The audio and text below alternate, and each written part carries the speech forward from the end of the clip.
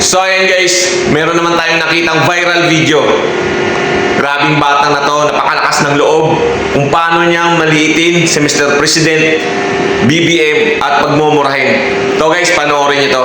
Sa zona ni PBBM. Ang masasabi ko sa zona ni BBM ay napakatanga niya.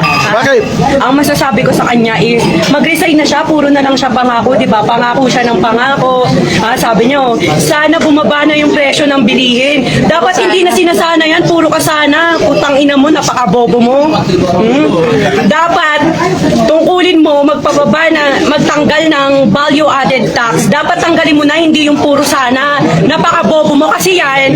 Ayan si BBM, ano niya, yung people never change. Inano niya, tinupad niya yung people never change.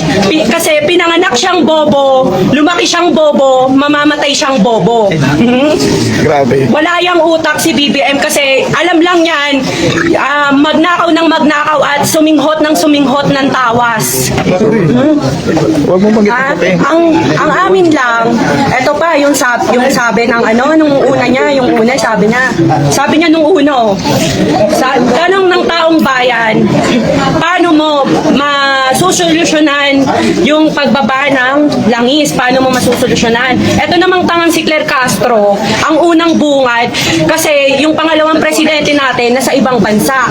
Tanga, bobo, napakabobo mo Claire Castro. Ang tanong ng taong bayan kung paano masusolusyonan ng presidente yung pagbaba ng langis, hindi yung papakialaman mo yung pangalawang pangulo ng Pilipinas.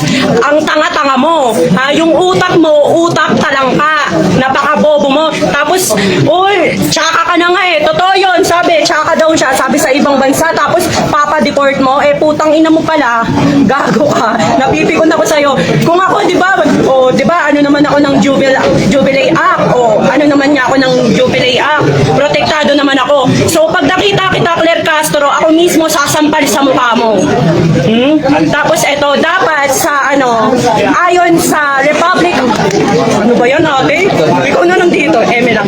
Ayon sa Republic Act 7080 o pagdarambong, ang illegal na ninakaw sa gobyerno ay hindi bababa ng 50 million. So, kakasuhan natin si BBM. So, today or tomorrow, we demand action to the Ombudsman. File the cases now. Mali na yung ginagawa ng ating Pangulo. Trilyon-trilyon na ang ninanakaw. Niluklok natin siya dyan upang paangatin ang Pilipinas, hindi upang ibagsak ang Pilipinas. Tapos, ayun nga, sa sobrang adik mo, di ba? Sa sobrang adik mo, pati katol tinira mo. Di ba? Dapat binigay mo na lang sa mo. Tama yung sinasabi ng taong bayan. Napakangiwi mo. Salamat po.